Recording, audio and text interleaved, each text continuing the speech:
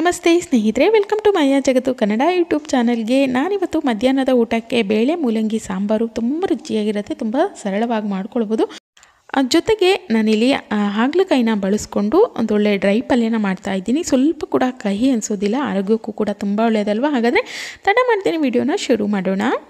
ನೋಡಿ, ಸಾಂಬಾರು ಮಾಡ್ಕೊಳ್ಳೋದಕ್ಕೆ ಮೊದಲೇದಾಗಿ ನಾನಿಲ್ಲಿ ಗ್ಯಾಸ್ ಮೇಲೆ ಒಂದು ಪಾತ್ರೆ ಇಟ್ಕೊಂಡು ಸ್ವಲ್ಪ ಎಣ್ಣೆ ಹಾಕಿದ್ದೀನಿ. ನಂತರ ಸಾಸಿವೆ ಜೀರಿಗೆ, ಅದು ಸಿಡಿದ ನಂತರ ಜಜ್ಜಿರೋ ಅಂಥ ಬೆಳ್ಳುಳ್ಳಿ, ಒಂದಷ್ಟು ಕರ್ಬೇವಿನ ಸೊಪ್ಪು, ನಂತರ ಒಂದು ಈರುಳ್ಳಿನ ದಪ್ಪನಾಗಿ ಕಟ್ ಮಾಡಿ ಹಾಕ್ಕೊಳ್ತಾ ಇದ್ದೀನಿ. ನೀವು ಬೇಕಿತ್ತು ಅಂದರೆ ಈ ಸಮಯದಲ್ಲೇ ಒಂದು ಒಣಮೆಣಸನ್ನು ಕೂಡ ಸೇರಿಸ್ಕೊಳ್ಬೋದು. ಹಸಿ ವಾಸನೆ ಹೋಗಬೇಕು, ಈರುಳ್ಳಿದು ಹಸಿ ವಾಸನೆ ಹೋಗೋವರೆಗೂ ಚೆನ್ನಾಗಿ ಫ್ರೈ ಮಾಡ್ಕೊಳ್ಳಿ. ಅದಾದ ನಂತರ ನಾನಿಲ್ಲಿ ಮೂಲಂಗಿನ ನೋಡಿ ಈ ರೀತಿ ರೌಂಡ್ ಶೇಪಲ್ಲಿ ಕಟ್ ಮಾಡಿ ಇಟ್ಕೊಂಡಿದ್ದೀನಿ.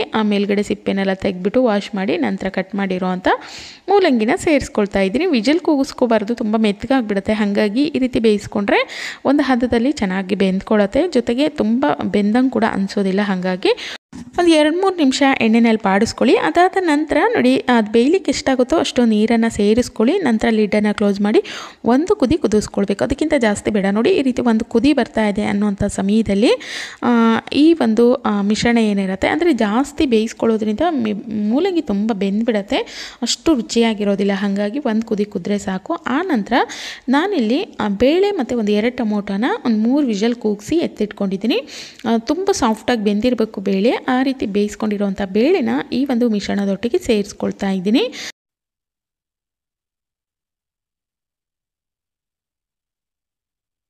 ಈ ಕಡೆ ನಾನಿಲ್ಲಿ ಖಾರನ ರುಬ್ಕೊಳ್ಳೋದಕ್ಕೆ ಒಂದು ಸ್ವಲ್ಪ ಹಸಿ ತೆಂಗಿನಕಾಯಿ ಹಾಕ್ಕೊಂಡಿದ್ದೀನಿ. ತುಂಬ ಜಾಸ್ತಿ ಬೇಕಾಗೋದಿಲ್ಲ ಮೂಲಂಗಿ ಸಾಂಬಾರಿಗೆ, ಒಂದು 2 ಟೀ ಸ್ಪೂನ್ ಆದರೆ ಸಾಕಾಗುತ್ತೆ. ನಂತರ ಹುಳಿಗೆ ನಿಮಗೆ ಎಷ್ಟು ಬೇಕಾಗುತ್ತೋ ಅಷ್ಟು ಹುಣಸೆಹಣ್ಣನ್ನು ಹಾಕ್ಕೊಳ್ಳಿ. ನಂತರ ರುಚಿಗೆ ತಕ್ಕಷ್ಟು ಖಾರದ ಪೌಡ್ರ್, ನೀವು ಖಾರ ಜಾಸ್ತಿ ತಿಂತೀವಿ ಅಂದರೆ ಜಾಸ್ತಿ ಸೇರಿಸ್ಕೊಳ್ಳಿ, ಇಲ್ಲ ಕಡಿಮೆ ಆದರೆ ಕಡಿಮೆ. ನಂತರ ಸಾಂಬಾರು ಪೌಡರ್ ನಾನಿಲ್ಲಿ ಸೇರಿಸ್ಕೊಳ್ತಾ ಇದ್ದೀನಿ. ಇದು ಮನೆಯಲ್ಲೇ ಮಾಡಿರೋವಂಥ ಸಾಂಬಾರು ಪೌಡರ್ ನಾನಿಲ್ಲಿ ಸೇರಿಸ್ಕೊಳ್ತಾ ಇದ್ದೀನಿ. ನಂತರ ಸ್ವಲ್ಪ ನೋಡಿ ಕೊತ್ತಂಬರಿ ಸೊಪ್ಪು, ಇದಷ್ಟನ್ನು ಹಾಕಿಬಿಟ್ಟು ಸ್ವಲ್ಪ ನೀರನ್ನು ಸೇರಿಸಿ ತುಂಬ ನೈಸಾಗಿ ಸಣ್ಣಗೆ ಈ ಒಂದು ಮಸಾಲೆಯನ್ನು ರುಬ್ಬಿಟ್ಕೊಳ್ತಾ ಇದ್ದೀನಿ. ನೋಡಿ, ಈ ಕಡೆ ನಾವು ಲಿಡ್ ಕ್ಲೋಸ್ ಮಾಡಿ ಬೇಯಲಿಕ್ಕೆ ಇಟ್ಟಿದ್ವಲ್ಲ, ಫ್ಲೇಮನ್ನು ನಾನು ಆದಷ್ಟು ಮೀಡಿಯಮ್ ಫ್ಲೇಮಲ್ಲೇ ಇಟ್ಕೊಂಡಿದ್ದೀನಿ. ಯಾಕಂದರೆ ತುಂಬ ಜಾಸ್ತಿ ಉರಿ ಜಾಸ್ತಿ ಆದರೆ ಮೂಲಂಗಿ ಬೆಂದೋಗುತ್ತೆ. ನೋಡಿ, ಇದು ಚೆನ್ನಾಗಿ ಕುದಿ ಬರ್ತಾ ಇದೆ. ಇಷ್ಟು ಮೂಲಂಗಿ ಬೆಂದ್ಕೊಂಡ್ರೆ ಸಾಕಾಗುತ್ತೆ, ಅದಕ್ಕಿಂತ ಜಾಸ್ತಿ ಬೇಡ. ಹಾಗಾಗಿ ಈ ಸಮಯದಲ್ಲಿ ನಾನು ಸ್ವಲ್ಪ ಅರಿಶಿನವನ್ನು ಕೂಡ ಇದರೊಟ್ಟಿಗೆ ಸೇರಿಸ್ಕೊಳ್ತಾ ಇದ್ದೀನಿ. ನಂತರ ನಾವೇನು ರುಬ್ಬಿಟ್ಕೊಂಡಿದ್ವಲ್ಲ ಮಸಾಲೆ, ಅದನ್ನು ಕೂಡ ನಾನಿಲ್ಲಿ ಸೇರಿಸ್ಕೊಳ್ತಾ ಇದ್ದೀನಿ. ತುಂಬ ನೈಸಾಗಿದ್ದರೆ ಈ ಒಂದು ಸಾಂಬಾರು ಅನ್ನೋವಂಥದ್ದು ಮಂದಕ್ಕೆ ಬರುತ್ತೆ, ಹಾಗಾಗಿ ತುಂಬ ನೈಸಾಗಿ ರುಬ್ಕೊಳ್ಳಿ. ನಂತರ ನೋಡಿಕೊಂಡು ನೀರನ್ನು ಸೇರಿಸ್ಕೊಳ್ಳಿ. ತುಂಬ ತೆಳುನೂ ಇರಬಾರ್ದು, ಹಾಗಂತೇಳಿ ತುಂಬ ಗಟ್ಟಿನೂ ಇರಬಾರ್ದು, ಒಂದು ಹದದಲ್ಲಿ ಇರಬೇಕು. ನೋಡಿಕೊಂಡು ನೀರನ್ನು ಸೇರಿಸ್ಕೊಳ್ಳಿ. ಅದಾದ ನಂತರ ರುಚಿಗೆ ತಕ್ಕಷ್ಟು ಉಪ್ಪನ್ನು ಇದರೊಟ್ಟಿಗೆ ಸೇರಿಸ್ಕೊಳ್ಳಿ. ನಂತರ ನಾವು ಮಸಾಲೆ ಹಾಕಿದ್ವಲ್ಲ, ಅದು ನೊರೆ ಎಲ್ಲ ಹೋಗಬೇಕು, ಜೊತೆಗೆ ಮಸಾಲೆ ಚೆನ್ನಾಗಿ ಹಿಡಿಬೇಕು. ಹಾಗಾಗಿ ಲಿಡ್ ಕ್ಲೋಸ್ ಮಾಡಿ ಒಂದು 2 ನಿಮಿಷ ಕುದಿಸ್ಕೊಂಡ್ರೆ ತುಂಬ ಸೂಪರಾಗಿರುವಂಥ ಒಂದು ಒಳ್ಳೆ ಮೂಲಂಗಿ ಮತ್ತು ಬೇಳೆ ಸಾಂಬಾರು ರೆಡಿ ಆಗುತ್ತೆ. ಇದನ್ನು ಪಕ್ಕಕ್ಕೆ ಎತ್ತಿಟ್ಕೊಳ್ತಾ ಇದ್ದೀನಿ. ಇನ್ನು ಈ ಕಡೆ ಹಾಗಲಕಾಯಿ ಪಲ್ಯ ಮಾಡ್ಕೊಳ್ಳೋದಕ್ಕೆ ಒಂದು ಬಾಣಲಿನ ಬಿಸಿಗೆ ಇಟ್ಕೊಂಡಿದ್ದೀನಿ. 1 ಸ್ಪೂನಷ್ಟು ಎಣ್ಣೆ ಹಾಕಿ, ಎಣ್ಣೆ ಕಾದ ನಂತರ ಸ್ವಲ್ಪ ಸಾಸಿವೆ ಮತ್ತು ಸ್ವಲ್ಪ ಜೀರಿಗೆನ ಸೇರಿಸ್ಕೊಳ್ತಾ ಇದ್ದೀನಿ. ಸಾಸಿವೆ ಜೀರಿಗೆ ಸಿಡಿದ ತಕ್ಷಣ ನಾನಿಲ್ಲಿ ಈರುಳ್ಳಿ, ಟೊಮೊಟೊ ಮತ್ತು ಹಸಿಮೆಣಸು, ನಿಮ್ಗೆ ಖಾರಕ್ಕೆ ಎಷ್ಟು ಬೇಕೋ ಅಷ್ಟು ಸೇರಿಸ್ಕೊಳ್ಳಿ. ನಂತರ ಸ್ವಲ್ಪ ಕರ್ಬೇವಿನ ಸೊಪ್ಪು, ಇದಷ್ಟನ್ನು ಸೇರಿಸ್ಕೊಳ್ತಾ ಇದ್ದೀನಿ. 2 ನಾನಿಲ್ಲಿ ಈರುಳ್ಳಿ, 1 ಟೊಮೊಟೊ, ಒಂದು 2-3 ಹಸಿಮೆಣಸನ್ನು ಉದ್ದಕ್ಕೆ ಕಟ್ ಮಾಡಿ ಹಾಕ್ಕೊಳ್ತಾ ಇದ್ದೀನಿ. ಇದಷ್ಟನ್ನು ಬಾಡಿಸ್ಕೊಳ್ಬೇಕು. ಟೊಮೊಟೊ ಹಣ್ಣಿನ ಆ ಒಂದು ನೀರಿನಂಶ ಎಲ್ಲ ಹೋಗಬೇಕು, ಜೊತೆಗೆ ಈರುಳ್ಳಿ ಸಾಫ್ಟ್ ಆಗಬೇಕು, ಹಸಿ ವಾಸನೆ ಹೋಗಬೇಕು. ಅಲ್ಲಿ ತನಕ ಚೆನ್ನಾಗಿ ಫ್ರೈ ಮಾಡ್ಕೊಳ್ಳಿ. ಈ ರೀತಿ ಮೆತ್ತಗಾಗಬೇಕು ಟೊಮೊಟೊ ಎಲ್ಲ, ಅಲ್ಲಿವರೆಗೂ ಫ್ರೈ ಮಾಡ್ಕೊಳ್ಳಿ. ಇದು ಮೆತ್ತಗಾದ್ಮೇಲೆ ಸ್ವಲ್ಪ ಅರಿಶಿನ ಸೇರಿಸ್ಕೊಂಡು ನಾನಿಲ್ಲಿ ಕಟ್ ಮಾಡಿ ಇಟ್ಕೊಂಡಿರೋಂಥ ಹಾಗಲಕಾಯಿನ ನಾನಿಲ್ಲಿ ಸೇರಿಸ್ಕೊಳ್ತಾ ಇದ್ದೀನಿ. ನೋಡಿ, ಈ ರೀತಿ ರೌಂಡ್ ಶೇಪಲ್ಲಿ ನಾನಿಲ್ಲಿ ಕಟ್ ಮಾಡಿ ಇಟ್ಕೊಂಡಿದ್ದೀನಿ. ಹಾಗಲಕಾಯಿನ ಮೊದಲೇ ತೊಳೆದ್ಬಿಟ್ಟು ಆನಂತರ ಈ ರೀತಿ ಕಟ್ ಮಾಡ್ಕೊಳ್ಬೇಕು. ನಾವು ಕಟ್ ಮಾಡಿ ಹಾಗಲಕಾಯಿನ ತೊಳೆದ್ರೆ ಅದು ಸ್ವಲ್ಪ ಕಹಿ ಅಂಶ ಜಾಸ್ತಿ ಆಗುತ್ತೆ ಅಂತ ಹೇಳ್ತಾರೆ. ಹಾಗಾಗಿ ಮೊದಲು ಹಾಗಲಕಾಯಿನ ತೊಳೆದು ಆನಂತರ ಕಟ್ ಮಾಡ್ಕೊಳ್ಬೇಕು. ಜೊತೆಗೆ ನಾನಿಲ್ಲಿ ಬೀಜವನ್ನು ತೆಗೆದಿಲ್ಲ. ಕೆಲವೊಂದು ತುಂಬ ಬಲ್ತಿರುತ್ತೆ, ಅಂಥ ಬೀಜ ಆದರೆ ತೆಗೆದ್ಬಿಡಿ. ಇದು ತುಂಬ ಎಳೆದಿತ್ತು, ಹಾಗಾಗಿ ನಾನು ಬೀಜ ಸಮೇತ ಸೇರಿಸ್ಕೊಳ್ತಾ ಇದ್ದೀನಿ. ಬೀಜ ಬಲ್ತಿತ್ತು ಅಂದರೆ ಅದನ್ನು ತೆಗೆದು ನೀವು ಸೇರಿಸ್ಕೊಳ್ಳಿ. ಈ ರೀತಿ ಲಿಡ್ಡನ್ನು ಕ್ಲೋಸ್ ಮಾಡಿಬಿಟ್ಟು ಈ ರೀತಿ ಕೈ ಆಡಿಸ್ತಾ ಇದನ್ನು ನಾವು ಒಂದು 5-6 ನಿಮಿಷಗಳವರೆಗೆ ಇದೇ ರೀತಿಯಾಗಿ ಬೇಯಿಸ್ಕೊಳ್ಬೇಕು. ಈ ರೀತಿ ಚೆನ್ನಾಗಿ ಮಿಕ್ಸ್ ಮಾಡಬೇಕು ಮತ್ತು ಲಿಡ್ಡನ್ನು ಕ್ಲೋಸ್ ಮಾಡಿ. ಅಂದರೆ ಆ ಒಂದು ಎಣ್ಣೆಯಲ್ಲಿ ನಾವು ಹಾಕಿರುವಂಥ ಈ ಒಂದು ಹಾಗಲಕಾಯಿ ಚೆನ್ನಾಗಿ ಫ್ರೈ ಆಗಬೇಕು, ಜೊತೆಗೆ ತುಂಬ ಸಾಫ್ಟ್ ಆಗಬೇಕು. ನೋಡಿ, ಚೆನ್ನಾಗಿ ರೀತಿಯಾಗಿ ನೀವು ಒಂದು 5-6 ನಿಮಿಷಗಳವರೆಗೆ ಇದೇ ರೀತಿಯಾಗಿ ಮಾಡಬೇಕು, ಇಲ್ಲಾಂದರೆ ತಳ ಹಿಡಿದ್ಬಿಡುತ್ತೆ. ಹಾಗಾಗಿ ನೀವು ನೋಡ್ತಾ ಇರ್ಬೋದು ಇದು ಒಂದು ಮುಕ್ಕಾಲು ಭಾಗದಷ್ಟು ಬೆಂದಿದೆ, ಅಂದರೆ ಇದು ಸ್ವಲ್ಪ ಮೆತ್ತಗಾಗಿದೆ, ಸಾಫ್ಟ್ ಆಗಿದೆ. ಈ ಸಮಯದಲ್ಲಿ ನಾನು ಒಂದು ನಿಂಬೆಹಣ್ಣಿನ ಗಾತ್ರದ ಹುಣಸೆ ಹಣ್ಣನ್ನು ನೆನೆಸಿ ಅದರ ರಸವನ್ನು ಮಾತ್ರ ಸೇರಿಸ್ಕೊಳ್ತಾ ಇದ್ದೀನಿ. ಚೆನ್ನಾಗಿ ಕಿವುಚ್ಬಿಟ್ಟು ಅದರ ರಸವನ್ನು ತೆಗೆದು ಸೇರಿಸ್ಕೊಳ್ತಾ ಇದ್ದೀನಿ. ನಂತರ ರುಚಿಗೆ ತಕ್ಕಷ್ಟು ಉಪ್ಪನ್ನು ನಾನಿಲ್ಲಿ ಸೇರಿಸ್ಕೊಳ್ತಾ ಇದ್ದೀನಿ.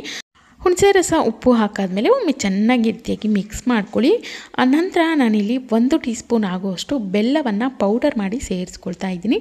ಬೆಲ್ಲ ಹುಣಸೆ ರಸ ಹಾಕೋದ್ರಿಂದ ಏನಾಗುತ್ತೆ, ಒಂದು ಹಾಗಲಕಾಯಿನಲ್ಲಿ ಇರುವಂತಹ ಕಹಿ ಅಂಶ ಕಡಿಮೆ ಆಗುತ್ತೆ, ರುಚಿ ತುಂಬ ಹೆಚ್ಚಾಗುತ್ತೆ ಅಂತಲೇ ಹೇಳ್ಬೋದು. ಹಾಗಾಗಿ ನಾನಿಲ್ಲಿ ಬೆಲ್ಲ ಮತ್ತು ಹುಣಸೆ ರಸನ ಸೇರಿಸ್ಕೊಂಡಿದ್ದೀನಿ. ಎಲ್ಲವನ್ನು ಒಮ್ಮೆ ನೀಟಾಗಿ ಮಿಕ್ಸ್ ಮಾಡಿ ಆದಮೇಲೆ ನಾನಿಲ್ಲಿ ರೆಡ್ ಚಿಲ್ಲಿ ಪೌಡರನ್ನು ಸೇರಿಸ್ಕೊಳ್ತಾ ಇದ್ದೀನಿ. ಖಾರಕ್ಕೆ ನೋಡಿಕೊಂಡು ನೀವಿಲ್ಲಿ ಈ ಒಂದು ಖಾರದ ಪೌಡ್ರನ್ನ ಸೇರಿಸ್ಕೊಳ್ಬೇಕಾಗತ್ತೆ. ಖಾರ ಜಾಸ್ತಿ ಬೇಕಿತ್ತು ಅಂದರೆ ಸೇರಿಸ್ಕೊಳ್ಳಿ, ಯಾಕಂದರೆ ಹಾಗಲಕಾಯಿ ಆಗಿರೋದ್ರಿಂದ ಸ್ವಲ್ಪ ಖಾರವಾಗಿದ್ದರೆ ರುಚಿ ಚೆನ್ನಾಗಿರುತ್ತೆ. ಹಾಗಾಗಿ ಜೊತೆಗೆ ಮೊದಲೇ ನಾವು ಹಸಿರು ಮೆಣಸು ಕೂಡ ಹಾಕಿದ್ವಿ, ಹಾಗಾಗಿ ನೋಡ್ಕೊಂಡು ಸೇರಿಸ್ಕೊಳ್ಳಿ.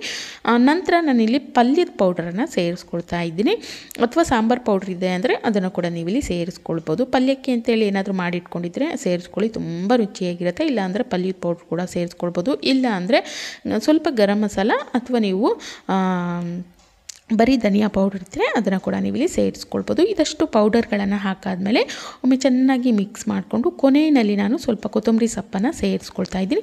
ಕೊತ್ತಂಬರಿ ಸೊಪ್ಪು ಎಲ್ಲವನ್ನು ಹಾಕಾದ್ಮೇಲೆ ಒಮ್ಮೆ ನೀಟಾಗಿ ರೀತಿ ಮಿಕ್ಸ್ ಮಾಡಿ ಲಿಡ್ಡನ್ನು ಕ್ಲೋಸ್ ಮಾಡಿ ಮತ್ತೆ ಒಂದು 4-5 ನಿಮಿಷಗಳವರೆಗೆ ಈ ಒಂದು ಮಸಾಲೆ ಪೌಡ್ರೆಲ್ಲ ಹಾಕಾದ್ಮೇಲೆ ಮತ್ತೆ ಒಂದು 5 ನಿಮಿಷಗಳವರೆಗೆ ಇದನ್ನು ನಾವು ಲೋ ಫ್ಲೇಮಲ್ಲೇ ಇಟ್ಕೊಂಡು ಬೇಯಿಸ್ಕೊಳ್ಬೇಕು. ಯಾಕಂದರೆ ನಾವು ಹಾಕಿರುವಂಥ ಮಸಾಲೆ ಪದಾರ್ಥಗಳು ಹಾಗಲಕಾಯಿಗೆ ಹಿಡಿಬೇಕಲ್ಲ, ಹಾಗಾಗಿ ಫ್ಲೇಮನ್ನು ಆದಷ್ಟು ಲೋ ಫ್ಲೇಮಲ್ಲೇ ಇಟ್ಕೊಂಡು ಈ ಒಂದು ಮಿಶ್ರಣವನ್ನು ಮತ್ತೆ ಒಂದು 5 ನಿಮಿಷ ಬೇಯಿಸ್ಕೊಳ್ಳಿ. ನೋಡಿ, ಇದು ಪರ್ಫೆಕ್ಟಾಗಿ ಆಗಿದೆ. ಈಗ ಒಳ್ಳೆ ತುಂಬ ಘಮಘಮ ಅಂತ ಇದೆ, ಜೊತೆಗೆ ಆರೋಗ್ಯಕ್ಕೂ ಕೂಡ ತುಂಬ ಒಳ್ಳೆಯದಲ್ವ ಹಾಗಲಕಾಯಿ. ಹಾಗಾಗಿ ಒಂದು ಸೂಪರಾಗಿರೋವಂಥ ಒಂದು ಹಾಗಲಕಾಯಿ ಡ್ರೈ ಪಲ್ಯ ಅನ್ನೋವಂಥದ್ದು ರೆಡಿಯಾಗಿದೆ.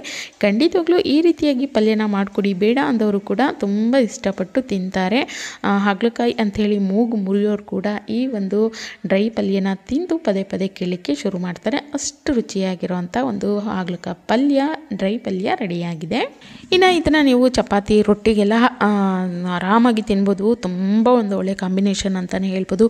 ಇನ್ನು ತಿಳಿ ಸಾರು ಅನ್ನೋ ಜೊತೆ ಕೂಡ ನೆಂಚ್ಕೊಂಡು ತಿನ್ಬೋದು, ಅಥವಾ ಈ ರೀತಿ ತರಕಾರಿ ಸಾಂಬಾರುಗಳು, ಬೇಳೆ ಸಾಂಬಾರುಗಳ ಜೊತೆ ಕೂಡ ನೆಂಚ್ಕೊಂಡು ತಿನ್ಬೋದು. ಇನ್ನು ಯಾರೆಲ್ಲ ಹಾಗಲಕಾಯಿ ಇಷ್ಟಪಟ್ಟು ತಿಂತಾರೋ, ಆರೋಗ್ಯದ ಕಾಳಜಿ ಇದೆ ಅನ್ನೋವಂಥವ್ರು ಅದನ್ನು ಹಾಗೆ ಕೂಡ ನೀವು ಬರೀ ಬಾಯಲ್ಲಿ ಈ ರೀತಿ ಡ್ರೈ ಪಲ್ಯನ ಮಾಡಿಕೊಂಡು ಅದನ್ನು ಹಾಗೆ ಕೂಡ ತಿನ್ಬೋದು. ನಾವು ಬೆಲ್ಲ ಮತ್ತು ಹುಣಸೆ ರಸ, ಉಪ್ಪು, ಖಾರ ಎಲ್ಲ ಹಾಕಿರೋದ್ರಿಂದ ತುಂಬ ರುಚಿಯಾಗಿರುತ್ತೆ, ಹಿತವಾಗಿರುತ್ತೆ. ಒಳ್ಳೆ ಒಂದು ಆರೋಗ್ಯವನ್ನು ವೃದ್ಧಿ ಮಾಡುವಂಥ ಒಂದು ಒಳ್ಳೆಯ ತರಕಾರಿ ಈ ಒಂದು ಹಾಗಲಕಾಯಿ ಅಂತಲೇ ಹೇಳ್ಬೋದು.